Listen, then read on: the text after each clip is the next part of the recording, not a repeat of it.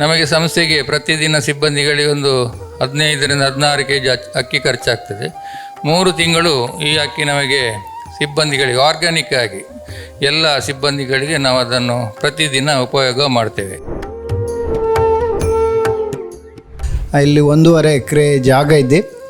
ನಾವು ಈ ದಿವಸ ಇಲ್ಲಿ ಎಲ್ಲ ಬಂದು ಇದು ನೇಜಿ ಹಾಕಿದ ನೇಜಿ ಈಗ ದೊಡ್ಡದಾಗಿದೆ, ಅದನ್ನು ಕಿತ್ತು ನಾವು ಗದ್ದೆಯಲ್ಲಿ ನಾಟಿ ಕೆಲಸ ಮಾಡಲಿಕ್ಕಿದ್ದೇವೆ.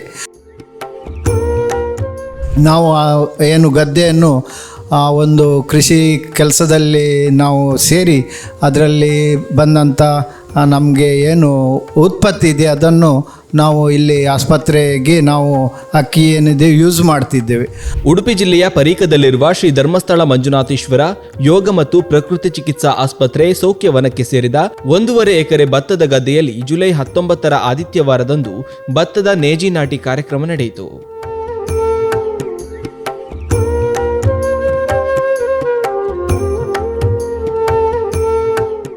ಧರ್ಮಾಧಿಕಾರಿ ಡಾಕ್ಟರ್ ಡಿ ವೀರೇಂದ್ರ ಹೆಗ್ಗಡೆಯವರ ಆಶೀರ್ವಾದದೊಂದಿಗೆ ನಡೆದ ನಾಟಿ ಕಾರ್ಯದಲ್ಲಿ ಸೌಖ್ಯವನದ ಮುಖ್ಯ ವೈದ್ಯಾಧಿಕಾರಿ ಡಾಕ್ಟರ್ ಗೋಪಾಲ್ ಪೂಜಾರಿ, ಸ್ಥಾನೀಯ ವೈದ್ಯಾಧಿಕಾರಿ ಡಾಕ್ಟರ್ ಶೋಭಿತ್ ಶೆಟ್ಟಿ ಸೇರಿದಂತೆ ವೈದ್ಯರು ಹಾಗೂ ಸಿಬ್ಬಂದಿಗಳು ಉತ್ಸಾಹದಿಂದ ಪಾಲ್ಗೊಂಡರು.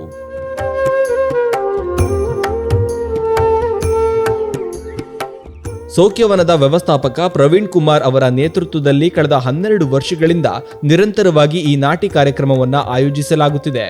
1.5 ಎಕರೆ ಪ್ರದೇಶದಲ್ಲಿ ಬೆಳೆಯುವ ಭತ್ತದಿಂದ ಪ್ರತಿ ವರ್ಷ ಸುಮಾರು 1200 kg ಅಕ್ಕಿಯನ್ನ ಉತ್ಪಾದಿಸಲಾಗುತ್ತಿದ್ದು, ಇದನ್ನ ಸಂಸ್ಥೆಯ ಸಿಬ್ಬಂದಿಗಳಿಗೆ ನೀಡಲಾಗುವ ಅನ್ನದಾಸೋಹಕ್ಕೆ ಬಳಸಲಾಗುತ್ತದೆ.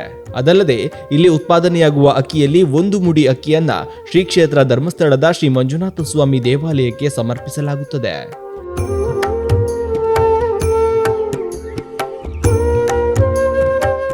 ಓಂ ಶ್ರೀ ಮಂಜುನಾಥಾಯ ನಮಃ.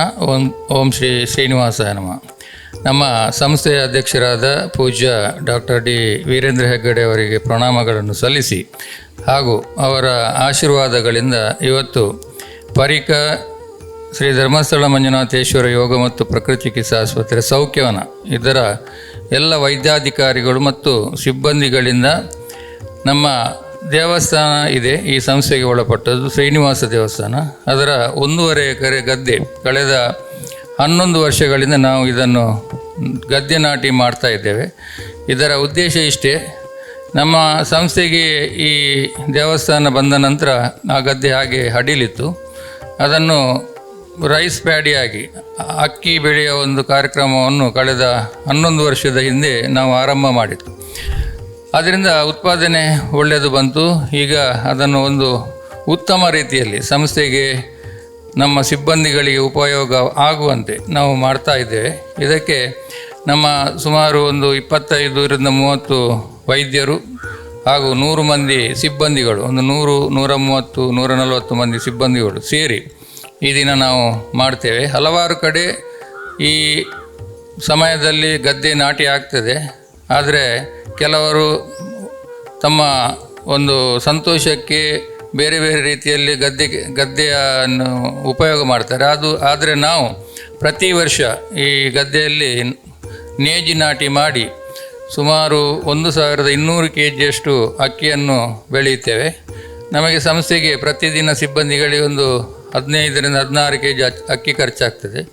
3 ತಿಂಗಳು ಈ ಅಕ್ಕಿ ನಮಗೆ ಸಿಬ್ಬಂದಿಗಳಿಗೆ ಆರ್ಗ್ಯಾನಿಕ್ ಆಗಿ ಎಲ್ಲ ಸಿಬ್ಬಂದಿಗಳಿಗೆ ನಾವು ಅದನ್ನು ಪ್ರತಿದಿನ ಉಪಯೋಗ ಮಾಡ್ತೇವೆ.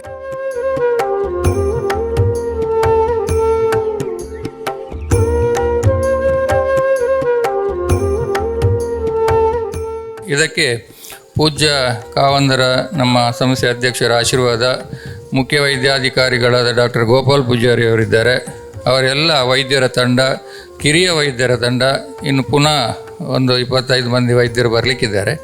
ಎಲ್ಲರೂ ಸೇರಿ ಈ ಕಾರ್ಯಕ್ರಮವನ್ನು ಮಾಡ್ತೇವೆ. ಎಲ್ಲರೂ ಬಹಳ ಹುಮ್ಮಸ್ಸಿನಿಂದ ಇದು ಈ ಒಂದು ದಿನ ಮಾಡಿ ಆನಂತರ ಪುನಃ ಅದನ್ನು ಕಟಿಂಗ್ ಮಾಡಿ ಮಿಲ್ಲಿಗೆ ಕೊಂಡೋಗಿ ಎಲ್ಲ ಕೆಲಸಗಳನ್ನು ನಮ್ಮ ಸಿಬ್ಬಂದಿಗಳು ಅತಿ ಸಂತೋಷದಿಂದ ಮಾಡ್ತಾರೆ. ನಮ್ಮ ಈ ಗದ್ದೆ ಕೆಲಸವನ್ನು ನಮ್ಮ ಹಿರಿಯರು ಬಹಳ ವರ್ಷದಿಂದ ಕುಶಲ ತಿಂಗಳ ಅಂತ ಅವರು ನೋಡ್ತಾ ಇದ್ದಾರೆ. ಎಲ್ಲ ಏನು ಗದ್ದೆ ಕೆಲಸ ಇದ್ದರೂ ಅವರು ಅದನ್ನು ಮಾಡ್ತಾರೆ.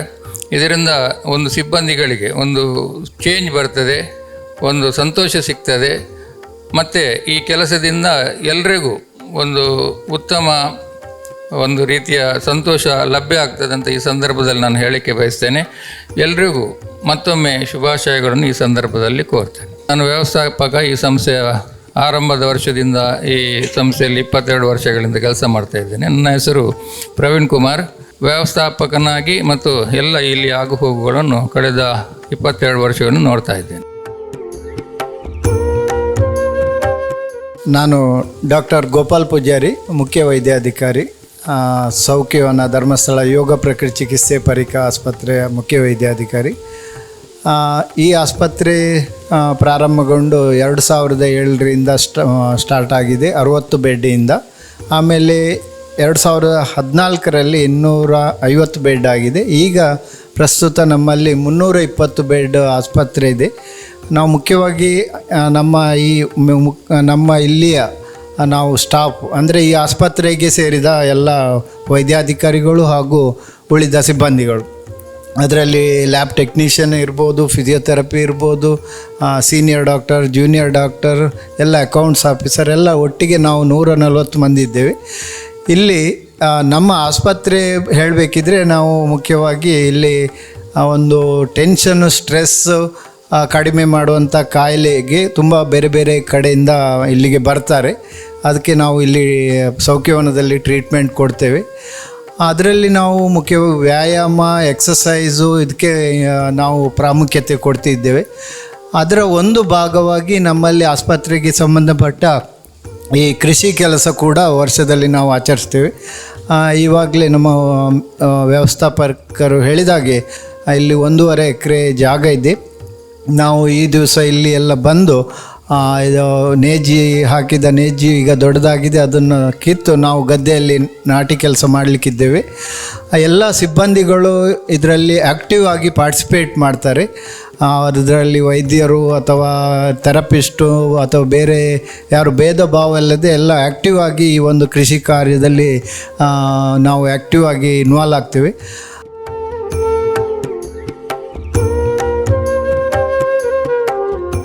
ಇತ್ತೀಚಿನ ದಿನದಲ್ಲಿ ನೋಡಬೇಕಿದ್ರೆ ನಮ್ಮ ದೇಶ ಮುಖ್ಯವಾಗಿ ಕೃಷಿ ಅವಲಂಬಿತ ದೇಶ.